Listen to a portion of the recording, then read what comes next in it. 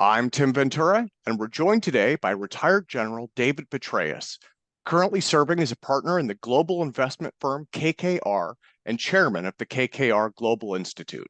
Prior to this role, General Petraeus served over 37 years in the U.S. military, culminating his career with 6 commands as general officer, 5 of which were in combat, including command of the surge in Iraq, United States Central Command, and the International Security Assistance Force in Afghanistan. Following his military service, he served as the director of the Central Intelligence Agency. General Petraeus graduated with distinction from the U.S. Military Academy, earned a Ph.D. from Princeton University, and has held academic appointments at 6 universities. He's a member of numerous boards and advisory council for think tanks and veterans organizations, and has received many dozens of honors and awards of the highest order over the course of his remarkable career. Over the past 20 years, General Petraeus has been named one of America's 25 best leaders by U.S. News and World Report, the runner-up for Time Magazine's Person of the Year, the Daily Telegraph Man of the Year, a Time 100 selectee twice, Princeton University's Madison medalist, and one of Foreign Policy Magazine's top 100 public intellectuals in 3 different years. He has also been sanctioned by Russia. General, welcome, sir. Let me start by thanking you so much for your career of service and for your time today as well. I cannot express what an honor it is to be able to interview you. So let me start by asking about your current professional focus. Which projects are you most involved with right now?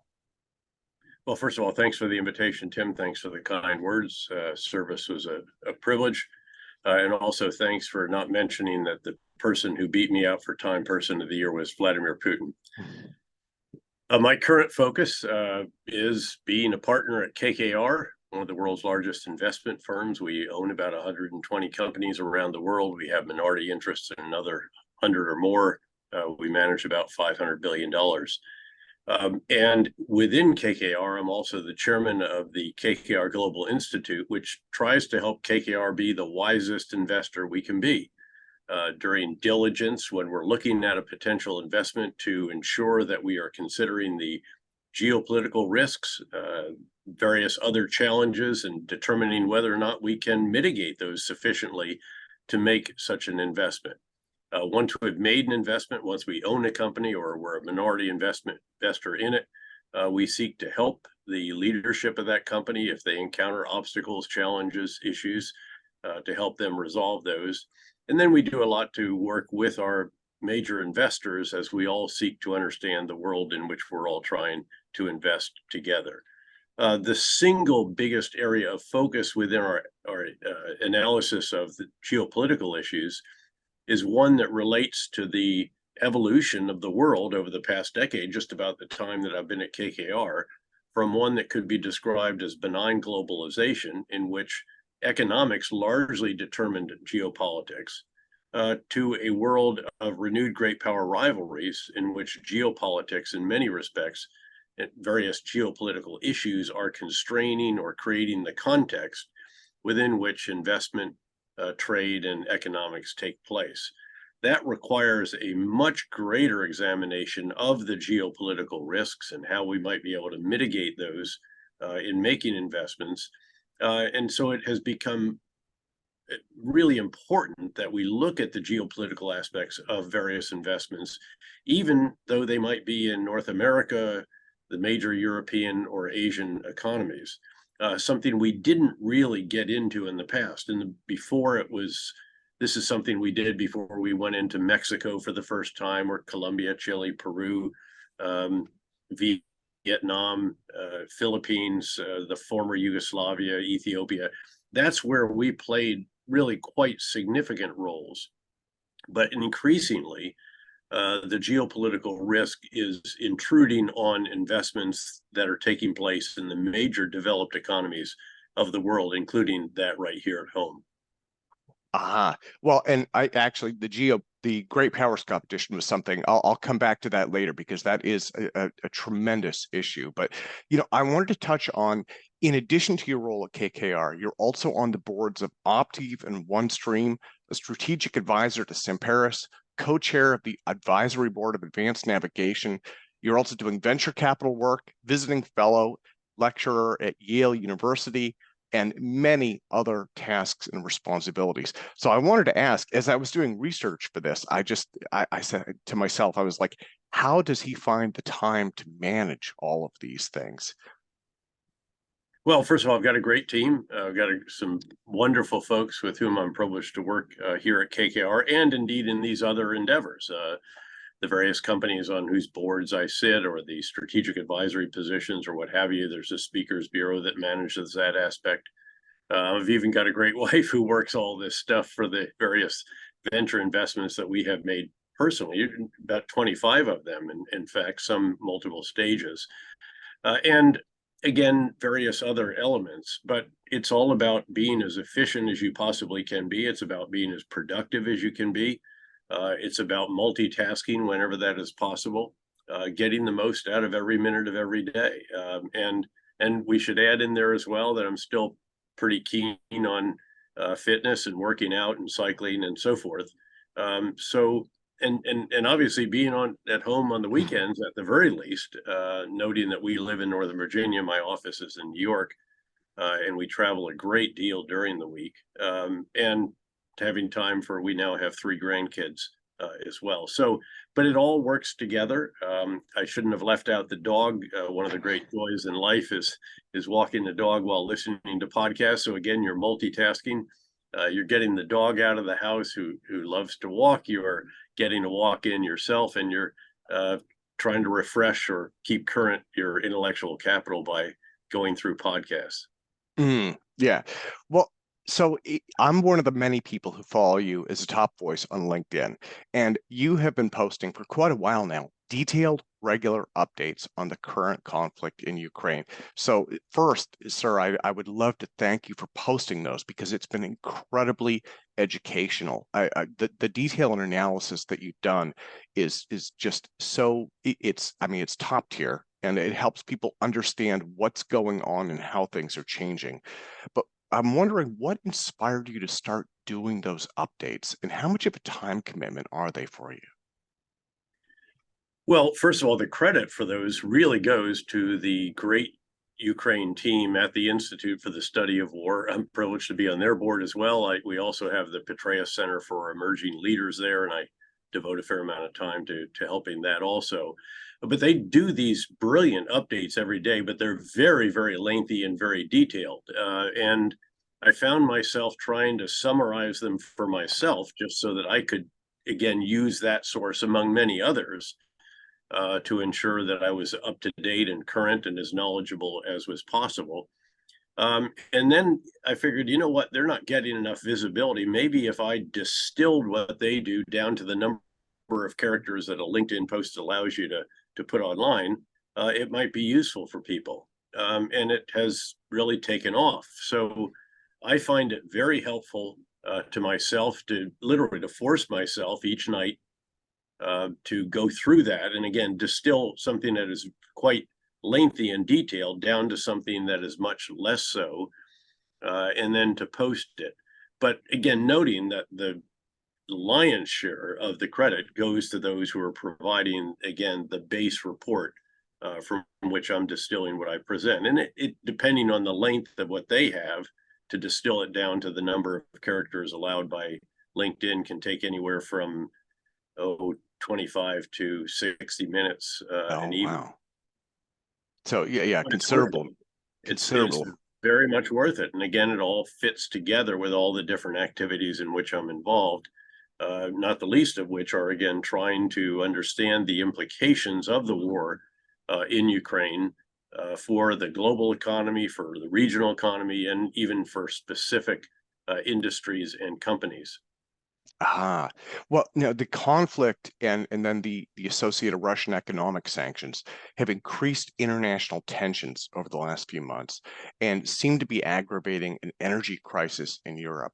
I'm wondering if you have any thoughts on how much longer this conflict may last before we can begin the process of normalizing relations and helping the Ukrainian people rebuild. I think it will last essentially until Russian President Vladimir Putin, the man who beat me out for Time Person of the Year in 2007, realizes that this is unsustainable. In the same way that the Soviet Union realized that Afghanistan was unsustainable out after more than 8 years and very tough casualties, noting that Russia in the war in Ukraine has already lost 3 times, at least 3 times, as many soldiers in 8+ months as they lost in 8+ years in Afghanistan.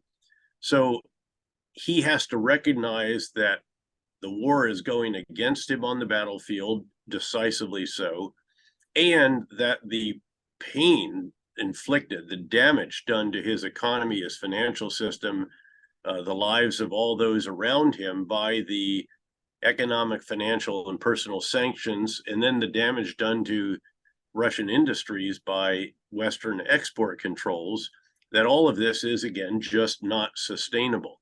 Now, the amount of time to reach that conclusion will depend on a number of factors. So I can't give you a precise answer, needless to say. Rather, I'd fall back on what I used to say when asked the question as an economics professor at West Point, where it would often begin by saying, well, it depends.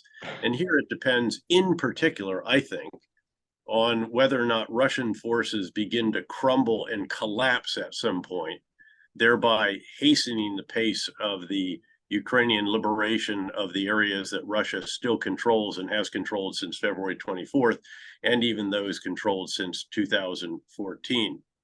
It also obviously depends on U.S. and Western support for Ukrainian military capabilities and for their economy, just to keep it afloat, and a variety of other factors that will all come together. Ultimately, as you noted, Ukraine will desperately need reconstruction assistance, a modern-day Marshall Plan. But the key to that will be another element that will be required, and that will be a U.S. and or Western or NATO security guarantee that ensures that Russia never thinks of doing this again. Then and only then, I think, when you put all that together, might there be what there should be, which is a negotiated resolution, so that you don't have the kind of frozen conflict that has plagued Ukraine ever since the Russian occupation of Crimea in 2014, and also the separatists' control of portions of Donetsk and Luhansk oblasts in southeastern Ukraine. So that's sketches this out. Now, if you really ask me, how long does it take? Again, I think months, years, depending really, I think, on whether or not, again, Russian forces crumble and collapse or not. The irony, the devastating reality facing Vladimir Putin in Ukraine right now is that a country 1/3 the size of Russia, and without all of the natural gas, oil, coal, and other mineral and commodity blessings that Russia has, now has an army that is larger and more capable than that on the battlefield that Russia has. So the Ukrainians are going to continue gradually to retake their country, sometimes more rapidly, sometimes less so. Weather will intrude on this. They're going to keep the pressure on during the winter without question. The determining factor will be whether or not the ground is frozen sufficiently hard so that tanks can go off-road or not, without which they will get mired even though they're tracked vehicles. And there will be other factors as well, just the severity of the winter in a variety of different ways. But they're going to keep the pressure on to the extent that they can. And the progress, again, in many respects, will depend on, again, how well Russia is able to at least just send replacements, noting that their mobilization process has been positively shambolic, and what it has produced charitably is cannon fodder, not well-equipped, well-trained, well-organized, and cohesive units, which is what Ukraine, by and large, has been developing. Ukraine has vastly better than Russia pursued total mobilization, completely out-recruiting, out-training, out-equipping, out-organizing, and now out-employing what Russian forces have done. Hmm.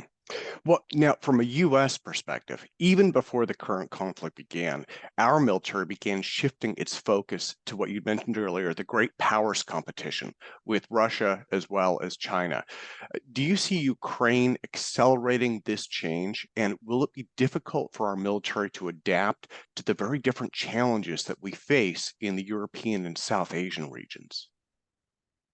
Well, without question, the U.S. military and the United States writ large, um, we have to keep a lot more plates spinning than any other country in the world. In fact, we have to lead that particular effort.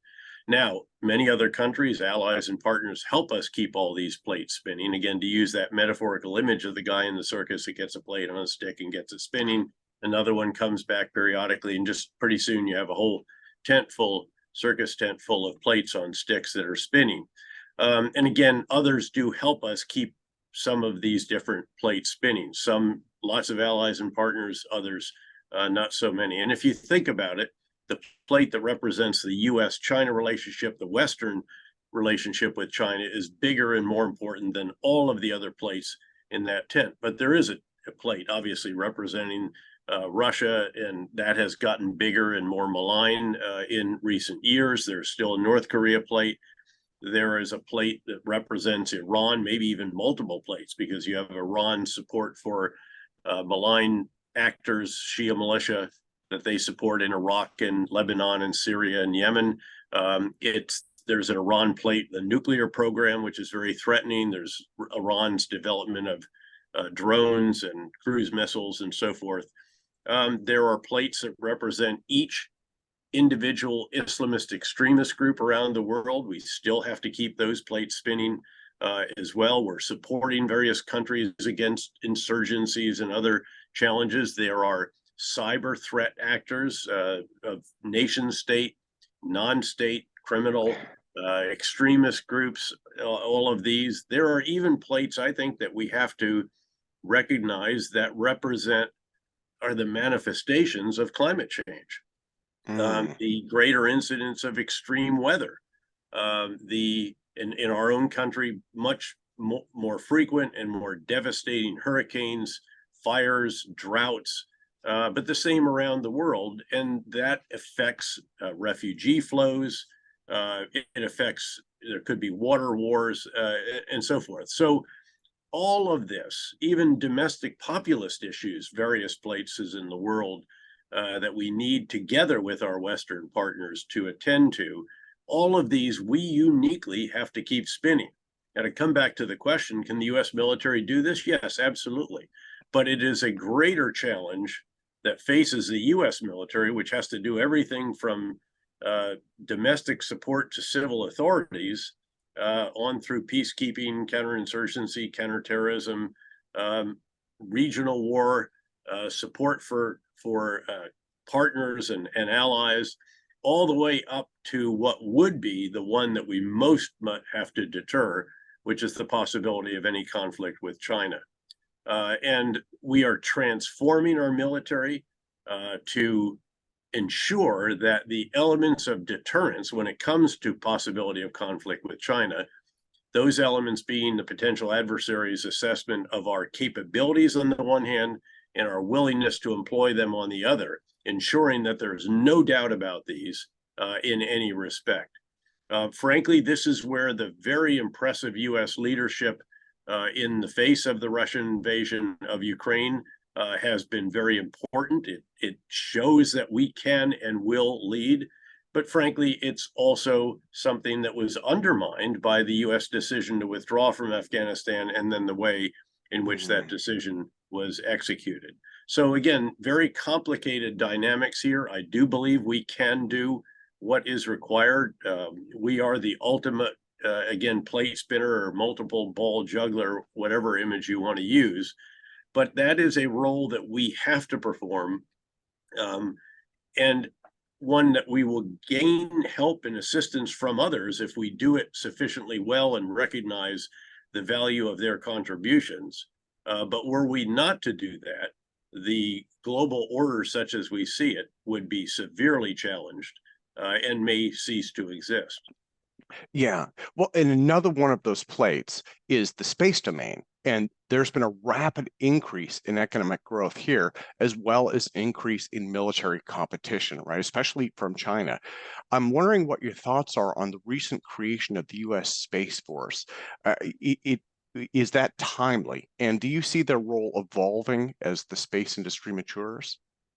I did support the establishment of the U.S. Space Force, and I think we've done it in an efficient manner as well. So we didn't create a whole new service. It's going to be under the Department of the Air Force, together with the U.S. Air Force. You have the U.S. Space Force, and that's good because I don't think, at least early on, that there's a need for all to duplicate all of the overhead that the Space Force can use that is already provided by the U.S. Air Force. So it's a bit the way you have the Navy and the Marines underneath the Department of the Navy.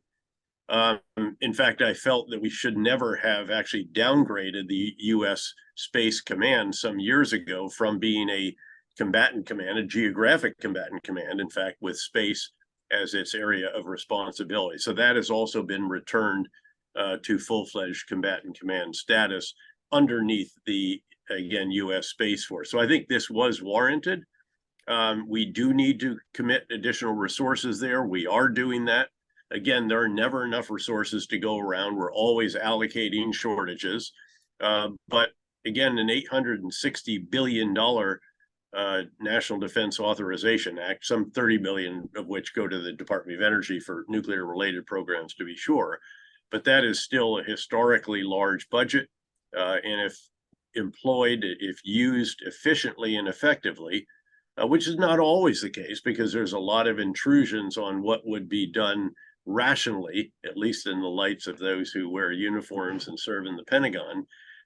But again, this will enable us to do what it is I believe we need to do.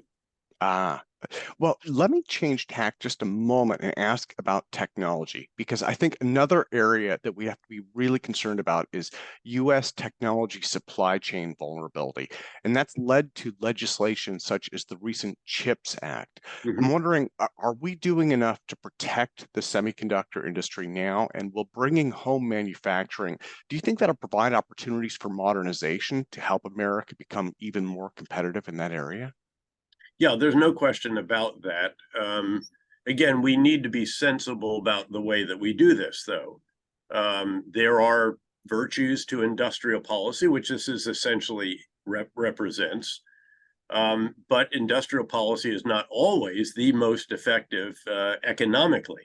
Again, it's warranted in this case because of the security concerns, the legitimate issues with being completely dependent on essentially one or two countries or one or two locations, because of course Taiwan is part of the one country, and then Republic of Korea for the high-end microchips. And now you have Taiwan Semiconductor Manufacturing Corporation, which is the best in the world, of course, located in Taiwan, building a massive plant outside Phoenix. In fact, it may be actually two big plants. It's going to represent the largest foreign investment, or among the largest foreign investment in our history.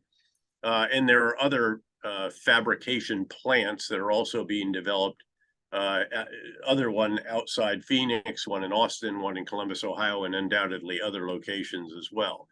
So that will transform the situation and dramatically reduce our dependence, again, on one or two locations in a theater that is in the shadow of the People's Republic of China.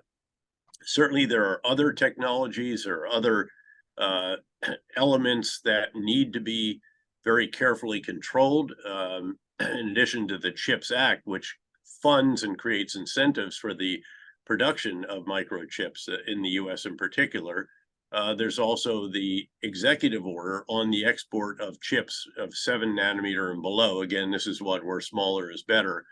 And that is, again, important as well to safeguard the gains, the advantages that we have in an industry, in a sector that is so crucial when it comes to developing security capabilities. There are a number of others as well, but we need to recognize that we cannot decouple from China any more than China can decouple from us. We're the number 1 and 2 economies in the world.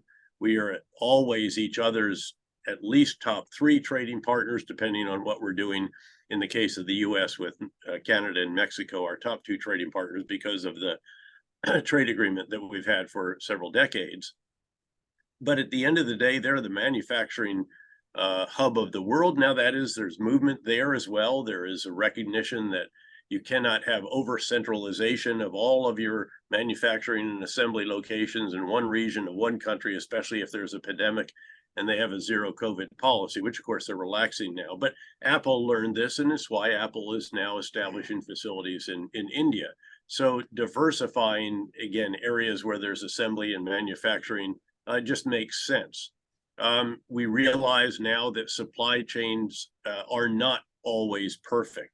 One of the big lessons of the pandemic that you can't have just in time logistics anymore. Again, not in a world where there's conflict, where there are pandemics and so forth that disrupt various elements of supply chains. So again, you're going to have warehouses and iron mountains to a greater degree than in the past, not completely. And we'll find new ways of improving the reliability and dependability of supply chains. But again, these are among the many factors that are really transforming global economics. And I should note that globalization will continue. It's just going to continue at a slower pace than was the pace before, a considerably slower pace in some respects. There are other factors here as well. There's the rise of the robots. That means that various items that were manufactured and assembled in the past with substantial labor now can be brought to the United States and done by machines because labor costs don't matter as much. There's a recognition that with labor costs rising in China, that other locations may be more attractive, Southeast Asia, South Asia, and so forth. And again, there's this recurring theme of concern about dual use technologies, as they're termed. In other words, technologies that have civilian and military uses, and that there need to be controls and concerns on those. So, what we've discussed here are just a number of the elements that are influencing decisions about investment, about where manufacturing and assembly can and should be conducted. There's even that concept of, in addition of onshoring, again, bringing it home after a decade or more of offshoring, there's now friendshoring, where it might be more reliable if it's within the North American ecosystem. And that is also another factor here, although I fear that Mexico may not be able to capitalize as fully on this particular element because of challenges that they have with erosion of the rule of law, security, and other issues. Well, and you mentioned the rise of robots a moment ago. And so I wanted to conclude the technology part of this by asking about this incredible increase in automated and remote weapon systems that we're seeing, especially in the Ukraine conflict. Do you think that AI and automation will transform the battlefield of tomorrow like cybersecurity and cyber warfare did back in the early 2000s? Much more so, frankly. Again, cyber warfare has been an important feature of the modern landscape, but the rise of the robots, increasingly operating based not just on remote pilots, let's say, but by algorithms, this will absolutely transform warfare.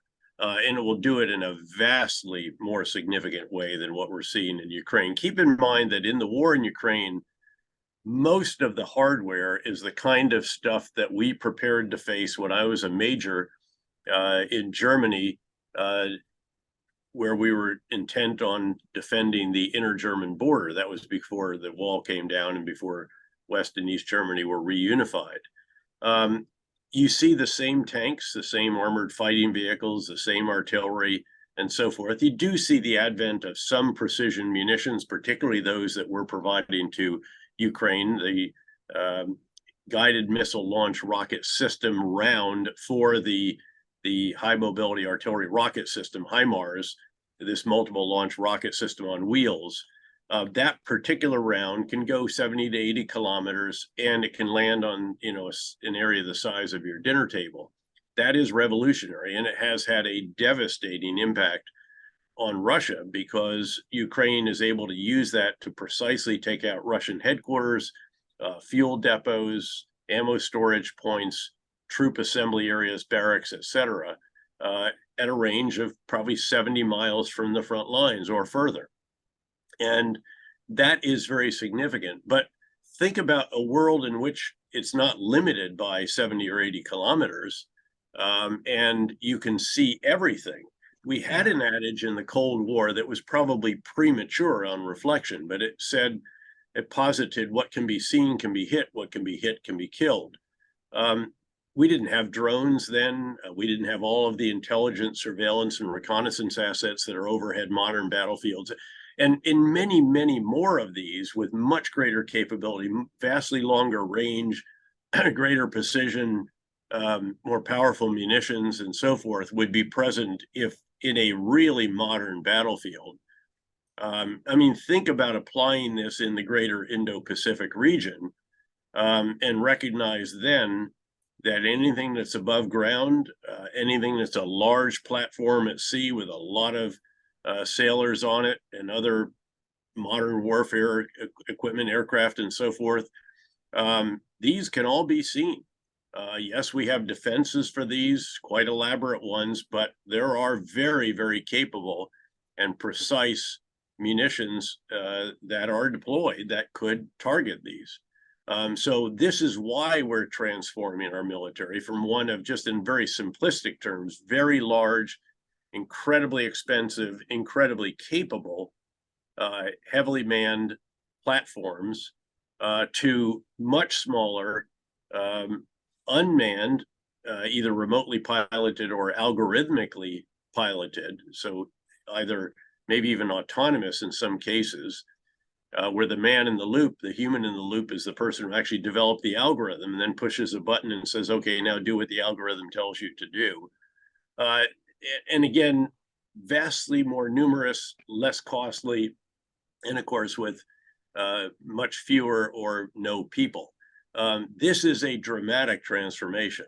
And again, space ties into this because, of course, one of the areas where a lot of the intelligence, surveillance, reconnaissance assets are located is in that area of responsibility of U.S. Space Command, but lots of stuff that with the Air Force would control, the Navy would control, and so on. So in a world in which now you have hypersonic missiles and various systems that fly many times the speed of sound, so very rapidly can take from sensor to shooter to actual impact.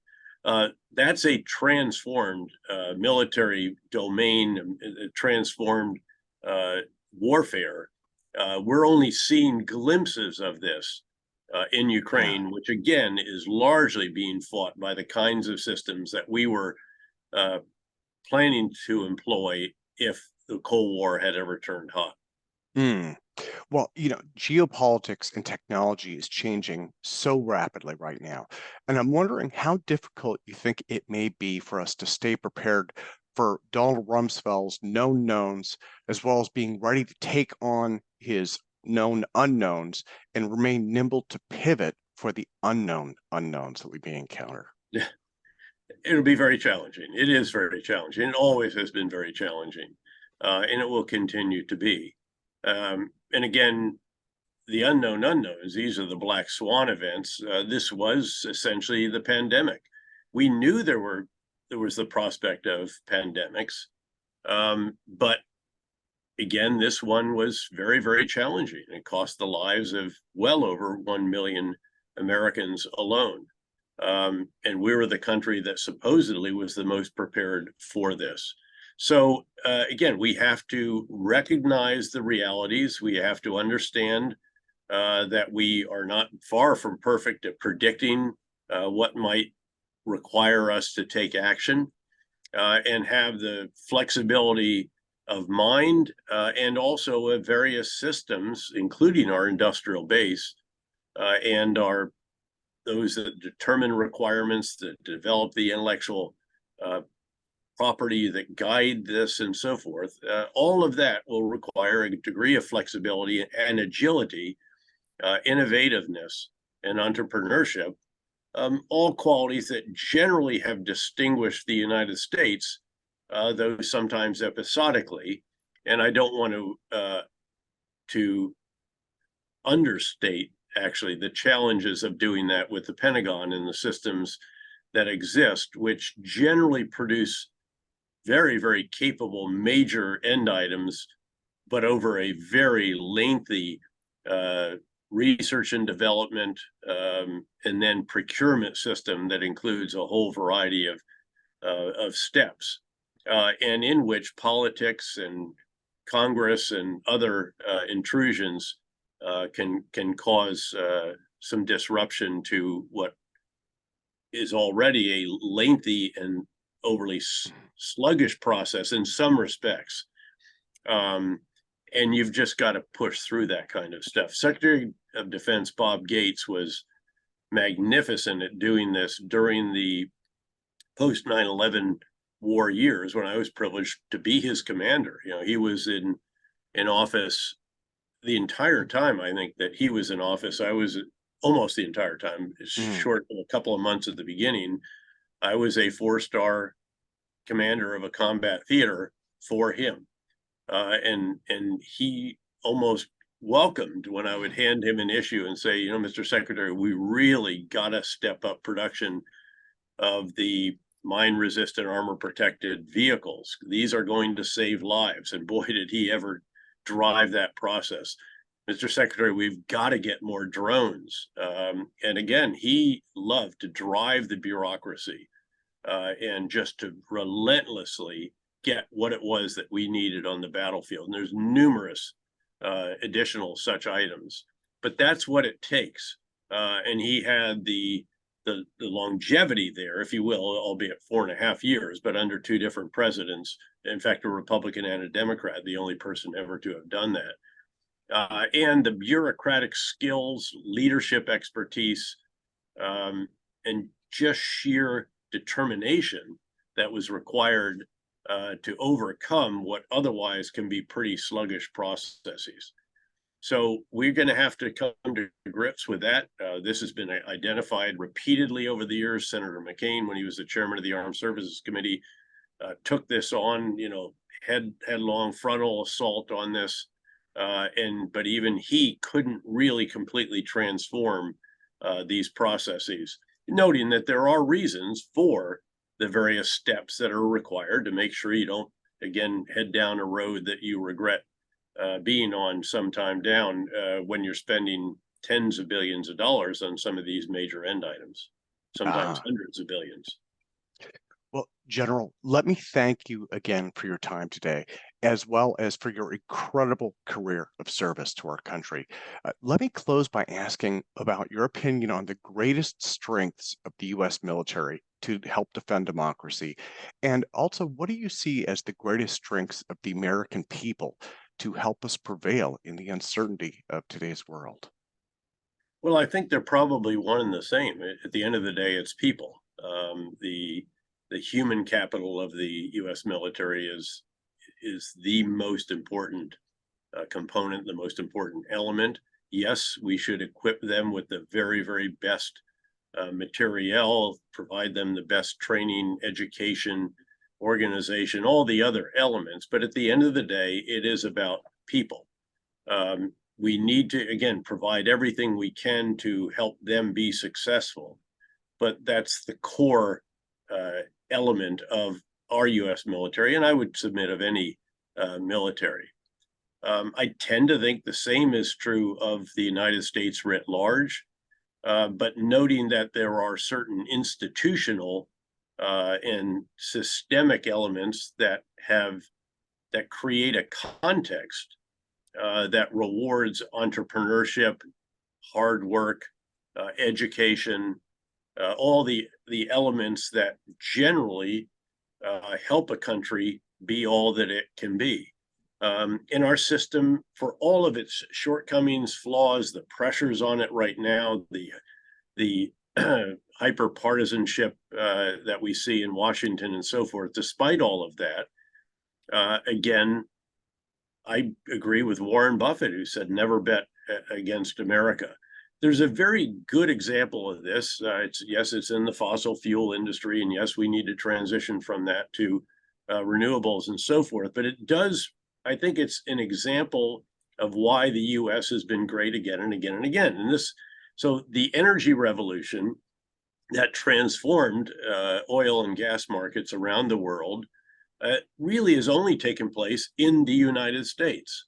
And that was a result of several factors that are uniquely found here, in addition to the fact that we had gas and oil in tight rock, deeply buried and so forth, and some water near it to enable the processes that have freed it.